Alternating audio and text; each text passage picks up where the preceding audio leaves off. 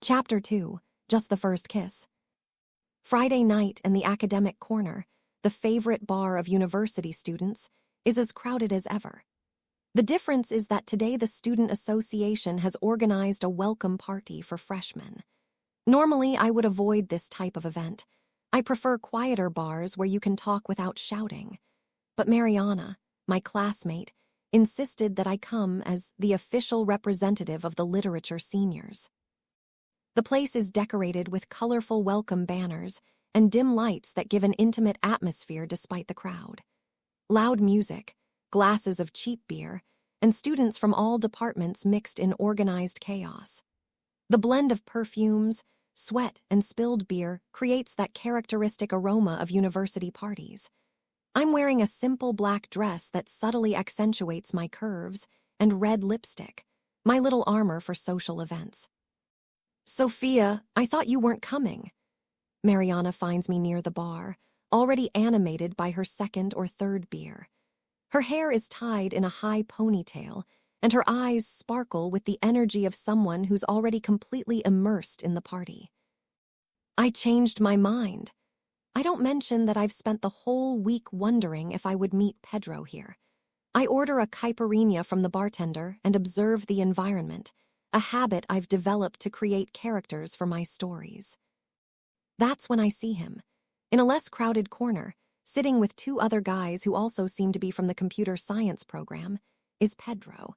He still has that air of analyzing everything with analytical attention, but seems more relaxed. He's traded his tech t-shirt for a black one with Darth Vader's silhouette.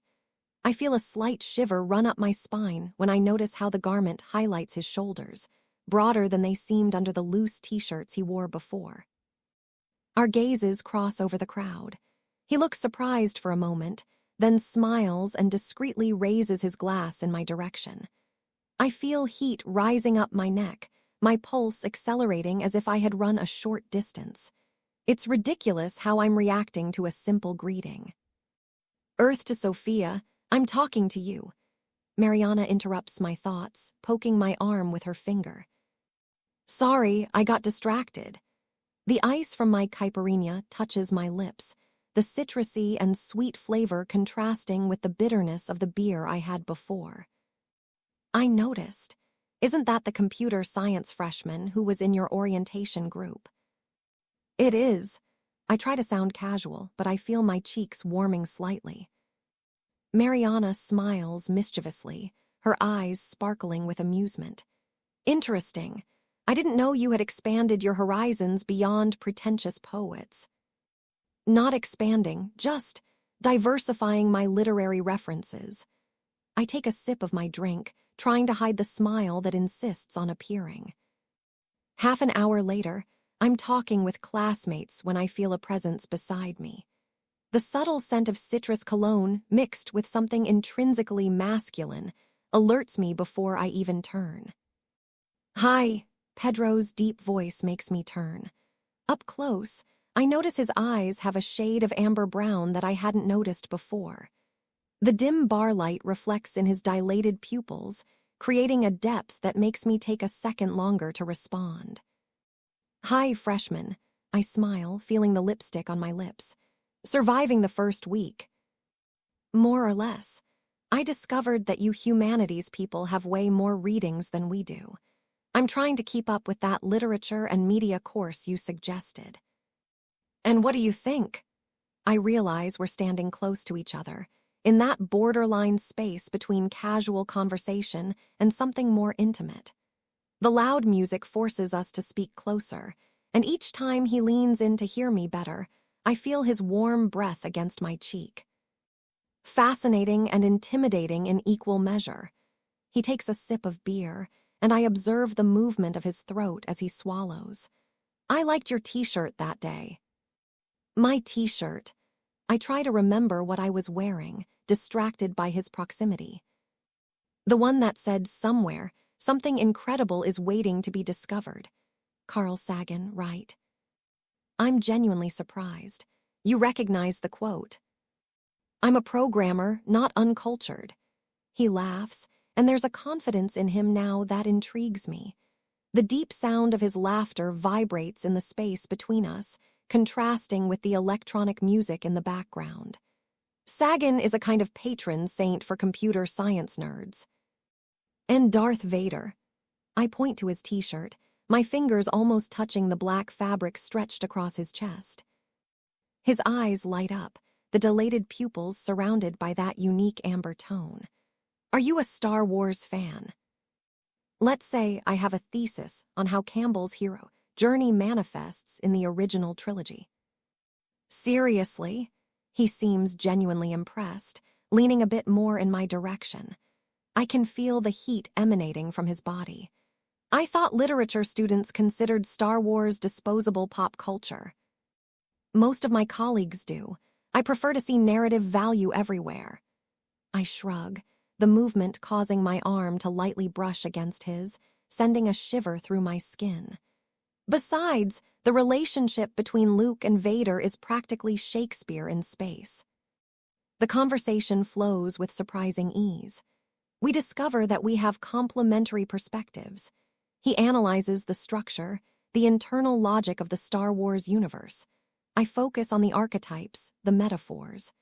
We debate whether the Jedi are really the good guys or just religious fanatics, and he passionately defends that the Empire, despite the Nazi aesthetic, brought stability to the galaxy. I don't even notice time passing. 2 hours and a few drinks later, I feel slightly dizzy, not just from the alcohol, but from the intensity of the conversation.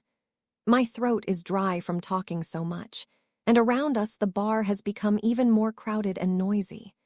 The air is heavy with the heat of dozens of bodies, and a drop of sweat slowly trickles between my shoulder blades. It's very stuffy in here, I comment, leaning in to speak closer to his ear. I can smell his perfume, something citrusy and discreet that awakens an almost primitive curiosity in me, a desire to get even closer to better capture that essence. My lips almost touch the lobe of his ear, and I feel him shiver slightly. "Want to get some air?" he suggests, his voice lower and hoarser than before. I nod and follow him to the exit. The contrast between the fresh spring air and the stuffy bar environment is invigorating. I breathe deeply, feeling my lungs expand. We walk along the sidewalk, a comfortable silence between us. The sky is surprisingly starry for a university town, and the crescent moon pours a silvery light over us. I didn't expect to find a literature person who knew so much about galactic politics, he comments, smiling.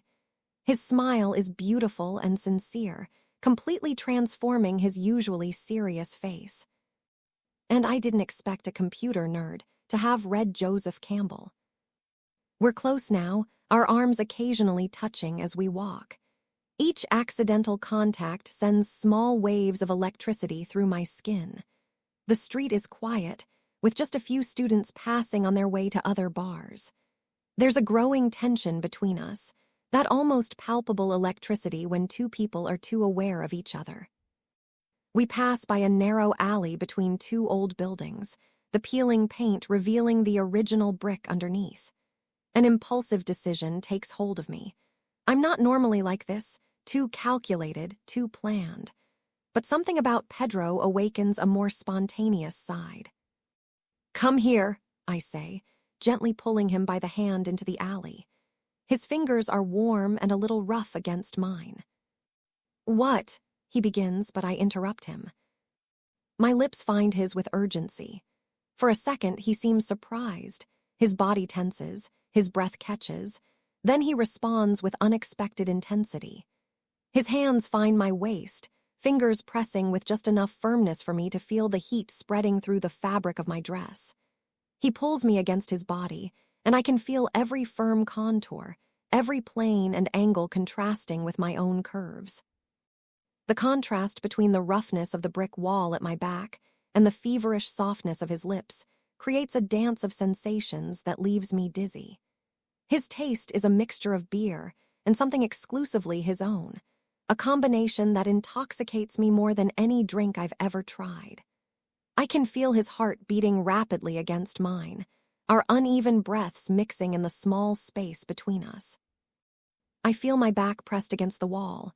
My fingers tangle in his hair, softer than it looks. His scent envelops me, and I realize how my body instinctively responds to his touch, my skin warming, my breathing accelerating, my heart thundering against my ribs. "Sophia," he whispers when we briefly separate to breathe.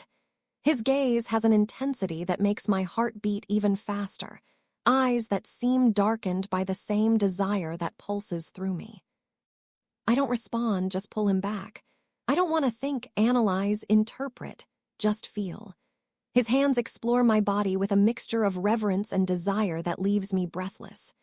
His fingers trace the contour of my waist, descend to my hips, return upward, barely brushing the sides of my breasts. Each touch careful but determined, as if he were mapping a precious territory. I feel the heat spreading through my body, concentrating in spots that pulse with a need that almost hurts. When his mouth descends along my neck, I let out a low moan. The vibration of my vocal cords seems to transmit to him as I feel a tremor run through his body.